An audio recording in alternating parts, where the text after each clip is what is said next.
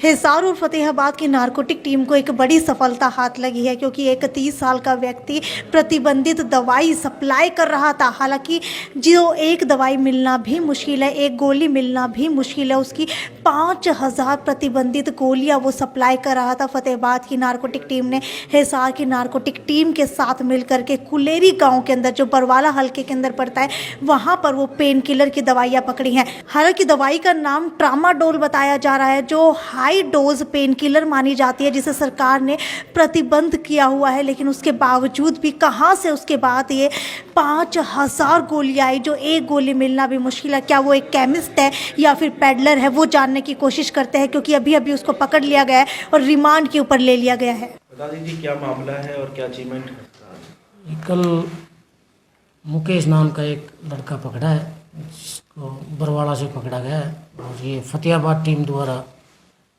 Narcotics, जो हमारी Haryana state narcotic control bureau की टीम है, उसके द्वारा कल बरवाड़ा से मुकेश नाम के लड़के को पकड़ा है, जिसके पास से 5000 ट्रामाडोल टैबलेट रिकवर हुई। बड़ी अच्छी सफलता है ये।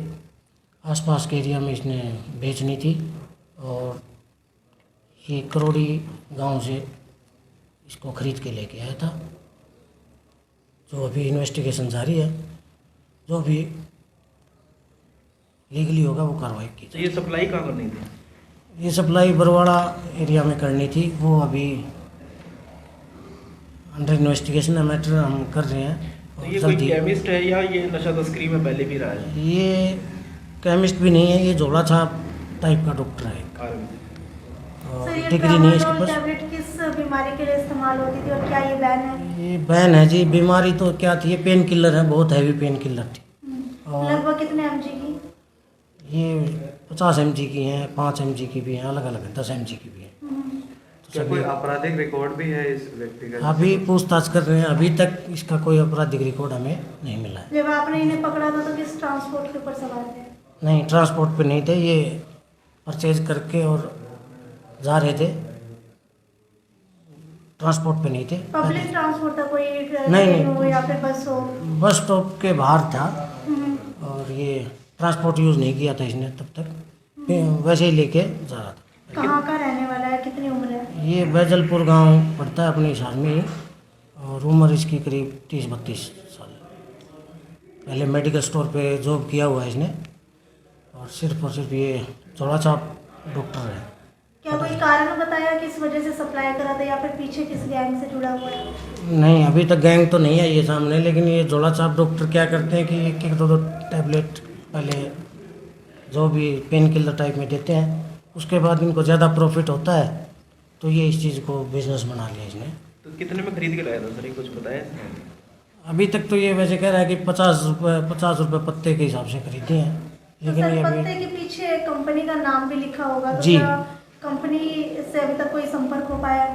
ये मैम कल ही पकड़ा है, तो अभी इतनी ज़्यादा इन्वेस्टिगेशन नहीं हो पाई। इसको आज कोर्ट में प्रोड्यूस करके पुलिस रिमांड लेके जो जो इस चैन में है सभी को, कंपनी तक लास्ट तक सभी को पकड़ा जाएगा। इस तरीके की प्रतिबंधित दवाइयां बेचने व खरीदने वालों के ऊपर किस तरह की कार्रवाई और क्या सजा, क्या प्रावधान रहता है? ये हमारे NDPS एक्ट के तहत आती हैं, और उसमें बहुत ज़्यादा पनिशमेंट है और बहुत। सर क्या कोई जुर्माना भी लगता है? जुर्माना भी लगेगा मैम, ये कोर्ट का मैटर है, और गिल्टी होने के बाद इसको पनिशमेंट है, मोर देन 10 ईयर की है, और पनिशमेंट भी है और जुर्माना भी। पता कैसे चला कि ये बेच रहे हैं और कैसे रेट, क्या कर लंबे टाइम से इसकी सूचना मिल रही है इसके बारे में? लंबे टाइम से सूचना तो नहीं है, लेकिन जैसे हर जो भी काम कर रहा है सभी पे हमारी निगरानी है। इस पर काफ़ी दिन से, पिछले 5-6 दिन से निगरानी चल रही थी। तो क्या वो भी मुजरिम है इस मामले में जिससे खरीद के लाया? जी बिल्कुल है, करोड़ी गांव का है, वो मुलजिम है। और नाम उसका गुरमीत है। केमिस्ट है या ये भी डीलर? एक करोड़ी का है, अभी इसका कोई लैब वगैरह कर रखी है इसने, तो जल्दी इसको भी गिरफ्तार करके इसकी तो सूचना। सिर्फ बरवाला ही टारगेट था सप्लाई के लिए या और भी? ना, इसका जहाँ भी कोई भी एडिक्ट है नशे का, जो आदि है, उसको जो भी ज़्यादा पैसे दे देगा उसी को देगा ये। एक कस्टमर नहीं है, ये एक ही कस्टमर है। पहले की कोई इसने बताइए कोई? हाँ, पूछताछ कर रहे हैं अभी, पहले की भी 1-2 बार बताई है, लेकिन अभी वो कंफर्म नहीं हुई है। पुलिस आज रिमांड लेके फिर पूछताछ करके फिर आपको बताएंगे। सुरेंद्रा है और हमारी फतेहाबाद टीम की पूरी टीम की। इसमें AC Jasvir, AC Jaiveer, unit Fatehabad की टीम थी, वो इसको लीड कर रही थी। आप देख रहे हैं मैडम, नशा तस्करी काफ़ी बढ़ भी रही है, और चाहे हीरोइन हो, चाहे अफीम हो, चाहे कुछ हो, इस तरह के मादक पदार्थ टीम पकड़ती भी रही है टाइम टू टाइम, लेकिन इस पर पूरी तरह अंकुश नहीं लग पा रहा है। क्या नेटवर्क जो है इनका, उसको बिल्कुल ब्रेक करने के लिए क्या स्टेप उठाए जा रहे हैं? कैसे संभव हो पाएगा मैडम ये? नहीं मतलब ये है ना, हम सिर्फ वो सप्लाई साइड और डिमांड साइड, सिर्फ एक ही साइड में हम काम करा तो ये नेटवर्क भी नहीं जुटेगा। मतलब एक को हम अरेस्ट कर लिया तो दूसरा बंदे है, ऐसा नहीं है सिर्फ एक या दो कार्टेल जैसे चला रहा है, हम उसको ख़त्म कर लिया तो पूरा नशा का हम ख़त्म कर सकते हैं, ऐसा तो नहीं है। अभी हम मतलब गांव का न्यूकन कॉर्नर तक ये पहुंच रहा है, पेडलर से ये तक। सो मतलब एक टाइप का काम होगा वो सर्वेलेंस करना, उसको गैंग को पकड़ना, उनको अंदर करना। फिर दूसरा होगा उनको कैसे, मतलब सिर्फ वो जेल के ऊपर उनको वो भय नहीं आ रहा, फियर नहीं आ रहा उनका। अभी हम ये प्रॉपर्टी अटैचमेंट या पिट NDPS इनका प्रिवेंटिव डिटेंशन के लिए इस तरीक़े से काम कर रहा है। उनको कब तक वो फिनेंशियल नुकसान नहीं हो रहा है ना, उनको वो फियर नहीं पहुंच जाएगा। सो इसलिए हम इस तरीक़े से काम भी अभी हम शुरू कर रखा, हरियाणा में वो भी चल रहा, प्रॉपर्टी अटैचमेंट और उनका हम जब्ती करने के लिए इस टाइप का काम। दूसरा काम है हम डिमांड साइड से, अभी हम पब्लिक हमारा साथ है, हम इंफॉर्मेशन कितना फास्ट हम तक पहुंच जा रहा है, इसका फ़ायदा भी हमके पास है ना। मतलब सर्वेलेंस नेटवर्क हमको भी बढ़ रहा है, उसको हम ये करना।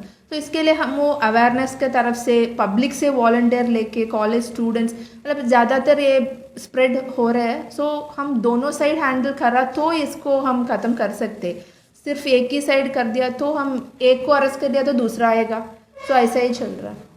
सर लगातार जब भी हम लोग किसी भी पैडलर को पकड़ते हैं या फिर किसी को भी पकड़ते हैं जो इस तरीके की प्रतिबंधित दवाइयाँ बेचते हैं या ड्रग बेचता है, तो सबसे मेन चीज़ आपको उसके अंदर क्या नज़र आती है, किस वजह से वो ऐसे काम कर रहा है? देखिए, सबसे बड़ी जो समस्या मुझे नज़र आती है कि समाज के अंदर हमारे कहीं ना कहीं ऐसे लोग हैं जिनके अंदर वो डिमांड है और वो ड्रग एडिक्ट भी हैं, तो कहीं ना कहीं वो डिमांड करते हैं और उसका फ़ायदा ये लोग उठाते हैं जो इस बिज़नेस में इन्वॉल्व हैं, जिनको बहुत ज़्यादा प्रॉफिट इन्वॉल्व है। तो कहीं ना कहीं हमें जो समस्या है उसकी जड़ पे हमें प्रहार करना पड़ेगा कि नशे की जो बीमारी है या जो बुरी आदत है वो छूट सके। उसके लिए जो ड्रग डी एडिक्शन सेंटर्स हैं, साइकेट्रिक्स जो हैं गवर्नमेंट सेंटर्स पे या प्राइवेट प्रैक्टिस, उनकी हेल्प ले सकते हैं, उनके फैमिली मेम्बर्स। और जो बिजनेस साइड्स है उसके लिए पुलिस अपने एनफोर्समेंट और जो अगेंस्ट जो रूल ऑफेंडर्स उनके अगेंस्ट में पुलिस कार्रवाई कर ही रही है। तो दोनों तरफ से कार्रवाई करेंगे तो हम लोग बिल्कुल देखते हैं कि चौक चौराहे छोटे छोटे जो बंद स्कूल है, खतर जगह, वहाँ पर लोग ड्रग्स लेते हैं, तो क्या आप उनके ऊपर कोई कार्रवाई नहीं कर पा रहे हैं अभी तक? देखिए, आपने शायद सुना भी होगा, माननीय मुख्यमंत्री महोदय ने जब HSNCB का ये जो गठन किया और गृह मंत्री जी के प्रयासों से और हमारे जो HSNCB के हेड हैं ADGP श्री श्रीकांत यादव सर, तो इसमें कई सारी चीज़ें इंक्लूड हैं, जिसमें डिस्ट्रिक्ट लेवल पे एक मॉनिटरिंग कमेटी भी बनेगी और वो उसके जो अलग अलग लेयर्स हैं वो विलेज मॉनिटरिंग कमेटी तक जाएगी। उसमें सारे डिपार्टमेंट्स के लोग भी रहेंगे। स्कूल के अंदर हैं तो उसमें एक धाकड़ जो एक प्रयास किया गया है, हरियाणा में एक धाकड़ का कंसेप्ट लेके आए, उसमें 5-5 बच्चों के अलग अलग ग्रुप भी बनेंगे, जिसमें जो नोडल धाकड़ हैं वो अगर किसी बच्चे में ऐसी लक्षण समझ में आए या उसकी पहचान करके उसको रिपोर्ट किया जाएगा ताकि उसको मेडिकली हेल्प मिले, ताकि वो दोबारा से उसको रिहैब किया जा सके समाज की मुख्य धारा में।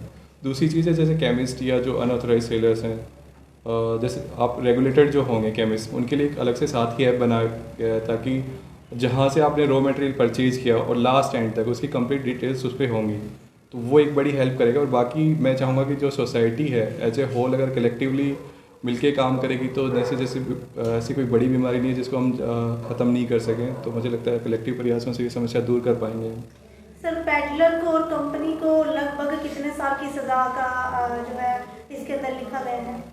ये हम प्रोविजन देख के हम बताएंगे, लेकिन नहीं मतलब इसमें है है वो क्वांटिटी सेम होती है या फिर कुछ का जो है थोड़ी ज़्यादा से ज़्यादा नहीं मतलब वो एक एक मटेरियल का भी वो अलग होता है, वो मैन्युफैक्चर्ड ड्रग्स या गांजा है या हेरोइन है, ये एक एक को अलग है। इसमें भी small quantity, medium quantity, commercial quantity है। सो इसके जब से मतलब वो चेंज हो जाएगा, हम मैक्सिमम 10 years प्लस का पनिशमेंट कोर्ट ने दे सकते हैं। उसके साथ अलग से कई प्रोविजन भी है, जाके कॉमर्शियल जो क्वांटिटी का उसमें अभी प्रॉपर्टी अटैचमेंट के लिए जाएंगे, उसके जो एसोसिएट्स हैं जहाँ पे उसने अपनी इनकम इन्वॉल्व की है, वो सारा सरकार जब्त कर सकती है। तो सर जो आपने अभी ये दवाइयाँ पकड़ी है, इनका क्या किया जाएगा? देखिए डिस्ट्रॉय किया जाएगा? अभी नहीं किया। अभी नहीं हाँ किया भी था। नहीं, मतलब वो कोर्ट का वो प्रोसीजर होता है ना, हम सैंपल लेके ये सारा हम सबमिट करना पड़ेगा, फिर हमारा केस प्रॉपर्टी हो जाएगा, फिर इसका डिस्ट्रक्शन का ऑर्डर दोबारा आएगा। एक आम व्यक्ति जो अपने आसपास इस तरीके की गतिविधियां देखता है तो वो प्रशासन तक अपनी बात कैसे पहुंचाएगा? क्या हेल्पलाइन नंबर कुछ इस तरीके से है? टोल फ्री नंबर है इसके अंदर। इसमें हमारा टोल फ्री नंबर एक जारी किया हुआ है 90-508 91-508, जिस पर कभी भी किसी टाइम भी सूचना दी जा सकती है और वो इन्फॉर्मेशन बिल्कुल गुप्त रखी जाएगी, उसका कहीं नाम उजागर नहीं होगा। वो गुप्त सूचना अगर देना चाहता है कोई भी तो 90-508 और 91-508 पर दे सकता है। Thank you. कोई नाम भी दिया सूचना में। ना इनाम का भी सूचना गुप्त रखी